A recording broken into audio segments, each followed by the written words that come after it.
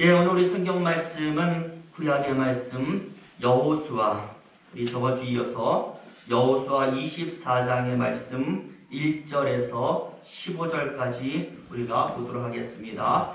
여호수아 24장 1절에서 15절, 좀 길지만 우리 한 절씩 돌아가면서 쭉 읽어 가도록 하겠습니다. 제가 먼저 1절의 말씀 읽도록 합니다. 여호수아가 이스라엘 모든 지파를 세겜에 모으고 이스라엘 장로들과 그 두령들과 재판장들과 유사들을 부르매 그들이 하나님 앞에 보인지라.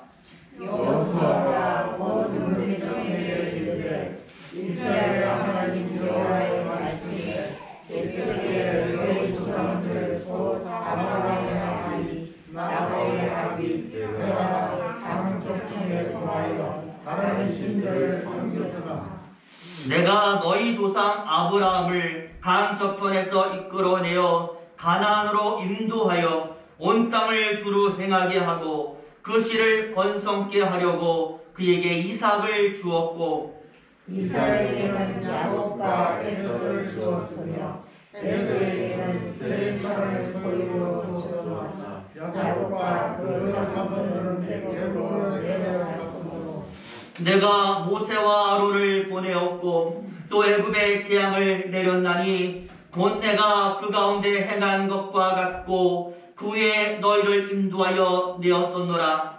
내가 너희 열조를 애굽에서 인도하려며 바다에 이르게 한즉 애굽 사람이 경보와 마귀를 돌리고 너희 열조를 홍해까지 따르도록 너희 열조가 나 여호와께 부르짖기로 내가 너희와 애굽 사람 사이에 흑암을 두고 바다를 이끌어 그들을 덮었나니 내가 애굽에서 행한 일을 너희가 목도하였으며 또 너희가 여러 날을 광야에 거하였었느니라. 내가 또 너희를 인도하여 요단 저편에 거하는 아모리 사람의 땅으로 들어가게 하되 그들이 너희와 싸우기로 내가 그들을 너희 손에 주시매 너희가 그 땅을 점령하였고 나는 그들을 너희 앞에서 멸절시켰으며 때에 모압 왕 십볼의 아들 발락이 일어나 이스라엘을 대적하여 사람을 보내어 부올의 아들 발람을 불러다가 너희를 저주케 하려 하였으나 내가 발람을 듣기를 원치 아니하므로 그가 오히려 너희에게 축복하였고 나는 너희를 그 손에서 건져주었으며 너희가 요단을 건너 여리고에 이른즉 여리고 사람과 아모리 사람과 브리스 사람과 가나안 사람과 헷 사람과 기르가스 사람과 히위 사람과 여부스 사람들이 너희와 싸우기로 내가 그들을 너희 손에 붙였으며 내가 왕들을 너희 앞에 보내어 그 아모리 사람의 두 왕을 너희 앞에서 쫓아내게 하였나니 너희 팔로 나가 너희 팔로 나 이같이 하지 아니며 내가 또 너희의 수고하지 아니한 땅과 너희가 건축지 아니한 성읍을 너희에게 주었더니 너희가 그 가운데 거하며 너희가 또 자기의 심지 아니한 포도원과 감람원의 가시를 먹는다 하셨느니라. 그러므로 이제는 여호와를 경외하며 성실과 진정으로 그를 섬길 것이라. 너희 열조가 강한 적정과 애굽에서 섬겼던 신들을 제하여 돌리고 여호와만 섬기라. 15절 말씀은 같이 읽겠습니다. 만일 여호와를 섬기는 것이 너희에게 좋지 않게 보이거든 너희 열조가 강 저편에서 섬기던 신이든지 혹 너희의 거하는 땅 아모리 사람의 신이든지 너희 섬길 자를 오늘날 택하라. 오직 나와 내 집은 여호와를 섬기겠노라. 아멘. 우리 15절까지의 말씀 읽었습니다. 예, 오늘은 4월의 마지막 주일입니다. 날씨가 상당히 많이 포근해졌지만 황사로 인한 변덕스러운 기상 변화들이 종종 나타나고 있습니다. 부디 건강 조심하시고요. 평온한 시간들이 함께 하시기를 축복합니다. 이제 오늘도 우리 옆사람과 인사합니다. 사랑합니다. 축복합니다. 평안하시길 바랍니다. 참 인사하겠습니다. 사랑합니다. 축복합니다. 평안하시기를 바랍니다. 주 예수님의 평강이 예수님께서 제자들에게 말씀하셨을 때 임하셨듯이 우리가 예수의 이름으로 이 평화를 선포할 때 저와 여러분에도 평강의 축복이 임하기를 예수 이름으로 축원을 드립니다. 옛날 어떤 마을에 마늘 도둑이 한 사람 살고 있었습니다. 이 사람이 어느 날 이 마늘로 유명한 마을에 들어가서 마늘을 훔치다가 잡힌 겁니다. 관가로 끌려간 것이죠. 마을 사또가요 단단히 다짐합니다. 이 마늘로 유명한 고장이다 보니까 마늘 도둑이 상당히 많았거든요. 마음에 다짐합니다. 이번에 내가 본때를 보여줘서 마늘 도둑들을 우리 뽑으리라.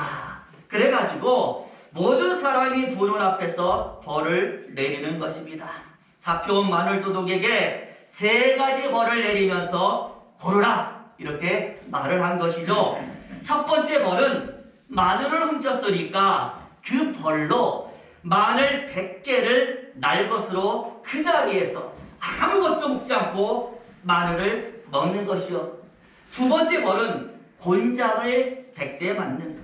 세 번째 벌은 벌금으로 금전 1냥을 내는 겁니다. 상당히 많은 돈이거든요. 이 마늘 도둑이 가만히 생각을 해요. 곤장 100대는 너무 많이 아플 것 같고 금전 1냥을 벌금으로 내려니 엄청난 양이니까 굉장히 아까워.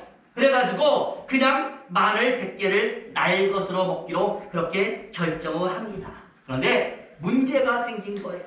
마늘을 한두 개 먹을 때는 괜찮았거든요. 이게 10개를 넘어가니까 입안이 얼얼하고 속이 쓰리고 아주 죽겠는 거예요. 그래도 이왕 먹기 시작한 것이니까 끝까지 먹어야 되지 않습니까? 30개까지 먹었어요. 온몸이 마비되고 눈알이 빠질 것 같고 더 먹으면 죽을 것 같은 겁니다. 그래서 사또에게 사정을 해요. 사또, 제가 도저히 먹을 수가 없을 것 같습니다. 그러니 곤장으로 대신하면 안 되겠습니까? 사또가 허락했어요. 이제는 뭘 맞아요? 곤장 100대를 맞는 거예요. 근데 이것도 똑같은 거죠. 한두 대는 괜찮았는데 10대를 맞았더니 엉덩이가 터지고 살까지 터져서 피가 막 나오고 15대를 맞았더니 정신이 가물가물 20대를 맞고 이 사람이 그 자리에서 기절을 한 겁니다. 한참 뒤에 정신을 차리고는 어떻게 했는가? 더 이상 곤장을 맞을 수는 없잖아요. 그렇다고 마늘을 먹을 수는 없으니 금전 1냥을 엄청난 양이지만은 아깝지만 내고 풀려난 겁니다. 그러니 처음부터 금전 1냥을 내고 풀려나면 될 것을 괜히 아깝고 아쉬운 마음에 잘못된 선택을 해서 마늘은 30개나 먹고 곤장은 20대나 맞고 벌이란 거는 다 체험을 하고 풀려나게 되었던 것입니다. 그러니 여러분, 처음부터 선택을 바르게 하는 것이 얼마나 중요한 것입니까? 그런데 저는 이것이 세상 일도 그렇고 신앙의 일도 마찬가지라고 생각을 합니다. 신앙에 있어서 우리가 선택의 순간이 왔을 때에 과연 어떤 선택을 하느냐 너무나도 중요한 것 아니겠습니까? 그런 의미에서 오늘 본문도 중요합니다. 우리가 저번 주에 이어서 오늘도 여호수아를 살펴보고 있는데 오늘 본문의 말씀 보니까요 선택에 관한 이야기가 나오고 있는 것입니다. 아시다시피 여호수아가 23장과 24장에서 죽음을 앞두고 백성들을 모아놓고 마지막으로 고별 설교하고 있는 것 아니겠습니까? 그런데 이 고별 설교의 목적이 무엇일까라고 봤더니 선택이라는 두 글자였다는 백성들 앞에서 선택을 명하고 있습니다. 우리 15절에 나오는데 15절 말씀 같이 한번 다시 읽어봅니다. 같이 읽습니다. 시작. 만일 여호와를 섬기는 것이 너희에게 좋지 않게 보이거든 너희 열조가 강 저편에서 섬기던 신이든지 혹 너희의 거하는 땅 아모리 사람의 신이든지 너희 섬길 자를 오늘날 택하라. 오직 나와 내 집은 여호와를 섬기겠노라. 아멘. 이렇게 말하고 있습니다. 나와 내 집은 계속해서 여호와 하나님을 섬길 것이니 너희도 누구를 섬길 것인가 선택을 하라. 설교의 내용은 바로 이 선택을 도와주는 내용이 되는 겁니다. 그동안에 이스라엘 역사를 쭉 회고하면서 선택을 도와주는 것이죠. 여러분, 기억하라는 의미가 아니겠습니까? 잘 듣고 기억해서 잘 선택하라. 특별히 우리 저번 주에도 살펴보았지만 여호수아가 그의 마지막 설교를 시작하면서 처음부터 강조한 것이 여러분 무엇이었습니까?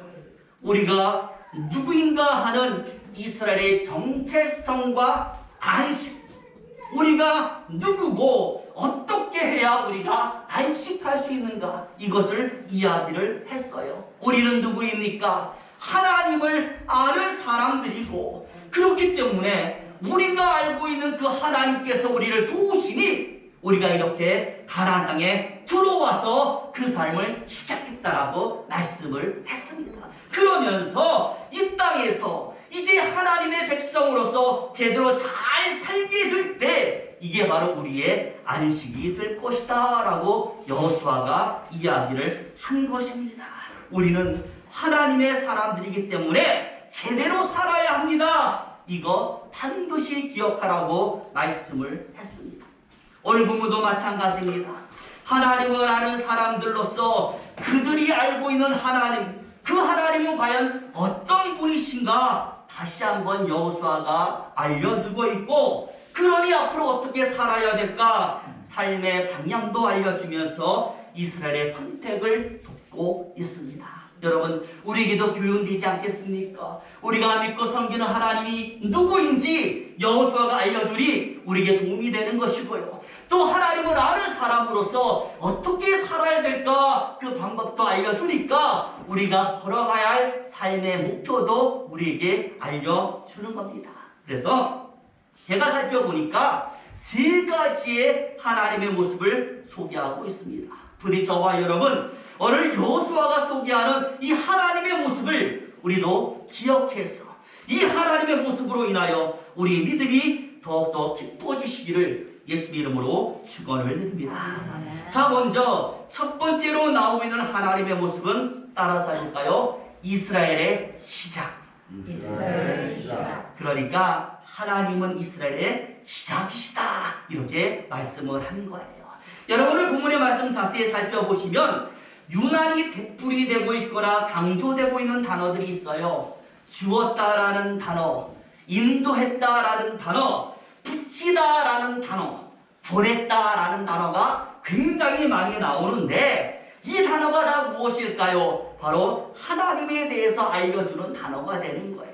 다시 말하면 주시는 하나님, 인도하시는 하나님, 붙이시는 하나님, 보내시는 하나님이 너의 역사 가운데 역사했다라고 말씀을 하는 겁니다. 그런데요, 이 하나님의 모습이 여러분 우리가 고백하는 하나님의 모습 아니겠습니까? 게다가 오늘 앞부분에 보니까 강조되고 있는 또 하나의 단어들이 있어요. 바로 이스라엘 백성들의 조상들의 이름이 쭉 나열이 됩니다. 아브라함이 나오고 이삭이 나오고 야곱이 나오고 모세가 나오고 아론이 나오고, 여러분 오늘의 이스라엘을 이어주는 놀라운 이름들 아니겠습니까? 그런데 오늘 여호수아가 말합니다. 하나님께서 여호수아의 입을 비로소 말하기를 아브라함은 이스라엘의 조상으로 이스라엘의 시작인데 이 아브라함을 누가 부르고 있는가? 하나님이 부르셨다라고 말씀을 한 거예요.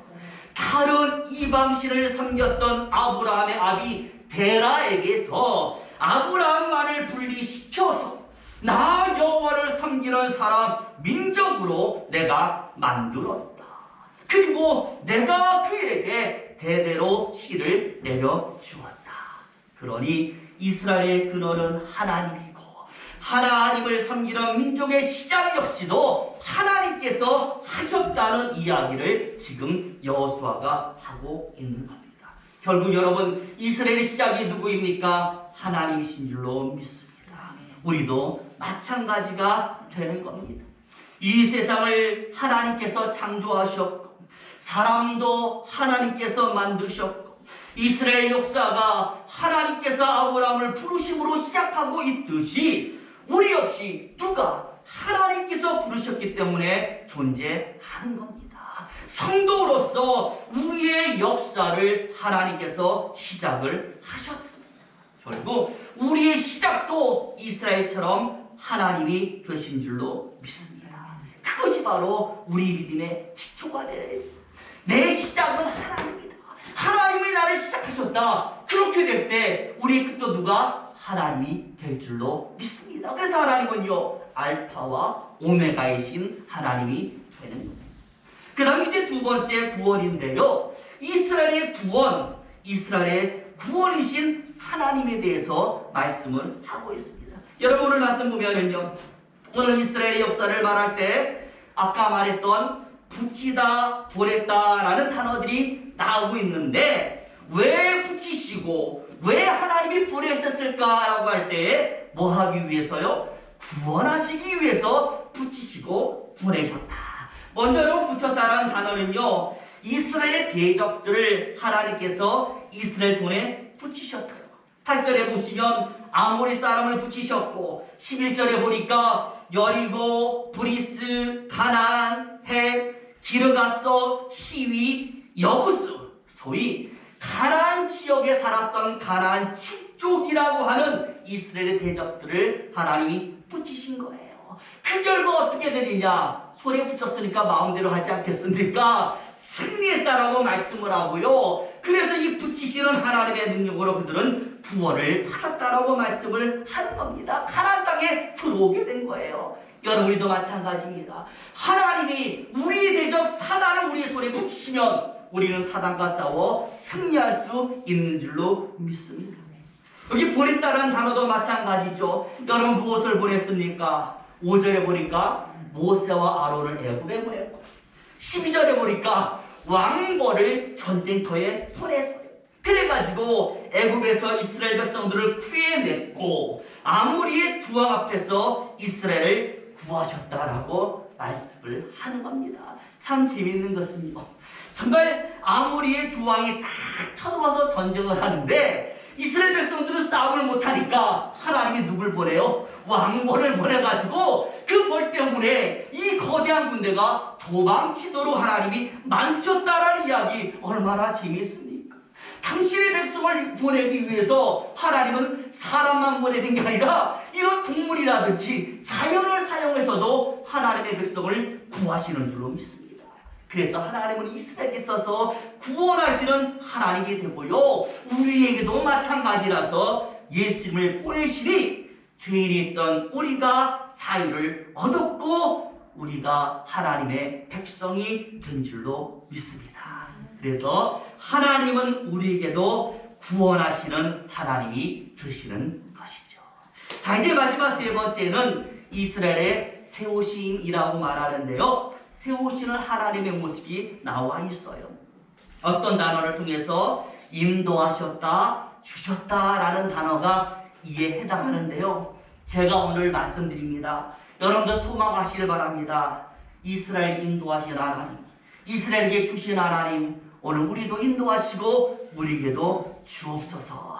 자, 무엇을 인도하고 무엇을 주셨느냐? 오늘 보니까 하나님이 이스라엘 백성들을 가나안 땅으로 인도하셨어요. 우리를 어디로? 천국으로 인도하실 줄로 믿습니다. 또 주신 것들이 무엇인가 봤더니 3절과 10절과 13절에 나와 있는데 우리 13절의 말씀만 같이 한번 읽어봅니다. 13절 있습니다. 시작. 내가 또 너희의 수고하지 아니한 땅과 너희가 건축지 아니한 성읍을 너희에게 주었더니 너희가 그 가운데 거하며 너희가 또 자기의 심지 아니한 포도원과 감람원의 과실을 먹는다 하셨느니라. 아멘. 여기 보니까요, 소유를 주셨어요. 땅을 주셨고 성읍을 주셨고 과실을 주셨고 축복을 주셨고 사람도 주셨습니다. 여러분 이유가 무엇일까요? 살라고 주신 줄로 믿습니다.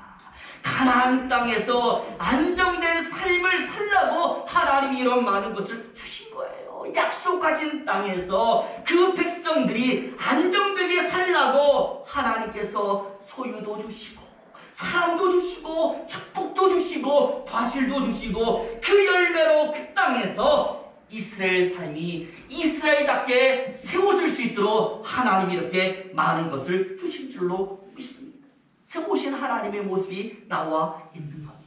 우리에게도 마찬가지인 줄로 믿습니다. 하나님은 나를 세우시는 하나님이시고 축복 주시고 이기게 하시고 안정되게 하시는 분도 하나님이 되는 겁니다. 하나님이 주시는 모든 것들이 우리를 하나님의 사람으로 세우는 것 아니겠습니까? 예수님께서 말씀하기를 부르라 그러면 응답하신다의 응답도 이와 똑같은 거예요. 하나님이 응답하시니 우리가 세워지는 것 아니겠습니까? 충분히 이기는 강한 신앙인으로 우리는 하나님에 의해서 세워지게 되는 겁니다. 제가 한 가지 예화를 말씀드릴 텐데요. 한참 우리나라에 기독교가 퍼지던 시절이 있었어요. 미국의 한 목사님이 선교사로 파송이 되었는데 이분이 어디로 파송되었냐면 강원도의 탄강촌에 정착해서 전도를 시작하는 거예요. 근데 처음 와서 보니까 사람들의 삶이 너무나 열악한 것이죠. 옛날 우리나라 사람들 얼마나 못 살았습니까? 그러다 보니 이 사람이 본국에 편지를 보내서 많은 구호 물품들이 필요합니다라고 원조를 요청을 했고 그 다음으로 그 탄강촌으로 사람들이 입을 옷, 식량, 의약품 굉장히 많이 도착을 한 거예요. 양이 너무나 충분했기 때문에 선교사는 사람들을 불러가지고 하나도 남김없이 물품을 담은 포대채로 다 나눠줬어요. 아마 한 가정에 4푸대씩 아마 나눠준 것 같아요. 사람들이 얼마나 좋아하던지. 그런데 얼마 뒤에 참 이상한 일들이 생겨나는 것이죠. 사람들이요 죄다 똑같은 옷을 입고 다니는 겁니다. 똑같은 천에다가 똑같은 글씨가 앞뒤로 다 새겨져 있는 거예요. 영어로 프레즈 깨지기 쉬우니까 물건을 던지거나 함부로 대하지 말라는 뜻의 단어가 딱딱 새겨져 있는 거예요. 알고 보니까 이 선교사가 물품을 줄 때 뭐도 줬어요? 물건을 담는 포대채로 줬잖아요. 근데 사람들이요 그 포대를 언제 봤어요? 그 천이 너무나 좋은 거예요. 아까운 거죠, 버리기. 그래가지고 그 천으로 옷을 만들어서 해입고 다닌 거예요. 그게 다 똑같은 천에다가 똑같은 글씨. 그 포대에다 뭐라고 써 있어요? 이거 배송할 때 깨지거나 그렇게 안 되니까 프레질. 깨지기 쉬운 것이 있으니까 조심하라는 단어가 다 써 있는데 옷을 만들어 입으니까 그게 다 앞뒤에 다 새겨져서 모든 사람이 똑같은 옷, 똑같이 새겨진 글씨 옷을 입고 다니는 거예요. 선교사가 깨닫는 겁니다. 눈앞에 사람들이 왔다 갔다 할 때마다 가슴에 프레질, 깨지기 쉬워요 라는 단어가 눈에 보이니까 그래, 원래 사람은 깨지기 쉬운 존재지 내가 더욱더 이 사람들을 사랑해야겠구나라고 깨닫게 되었다라는 것입니다. 여러분 그렇습니다. 사람은 깨지기 쉬운 존재입니다. 우리는 아무리 하나님의 자녀가 되었지만 죄 앞에서 늘 굴복하기 쉽고 흔들리고 약한 존재인 것입니다. 과연 이런 우리에게 여러분 누가 필요하겠습니까? 저는 오늘 본문에서 여호수아가 힘을 주어 말하고 있는 하나님, 시작이신 하나님, 구원이신 하나님, 세우시는 하나님, 여호와 하나님이 필요한 줄로 믿습니다. 나를 시작하시고 구원하신 하나님께서 나를 세우시면 여러분 나의 삶이 얼마나 안정되고 정말 사람다운 인생, 제대로 된 인생, 안식할 수 있는 인생이 펼쳐지게 되겠습니까? 그러니 우리는 더욱더 하나님을 불러야 하는 겁니다. 우리 선택의 상황에 있어서 오늘 여호수아가 나는 하나님을 택하여 항상 가까이 하려 섬기겠다라고 말했듯이 저와 여러분 역시 하나님을 떠나지 않기를 예수 이름으로 축원을 드립니다. 그래서 언제나 그 말씀 듣기를 좋아하시고 그 앞에 나가기를 즐겨하시고 그 이름 부르기를 소리하지 않아서 부르시고 응답하시는 하나님 앞에서 우리 삶이 더욱더 견고하게 세워지시기를 예수 이름으로 축원을 드립니다. 기도하겠습니다.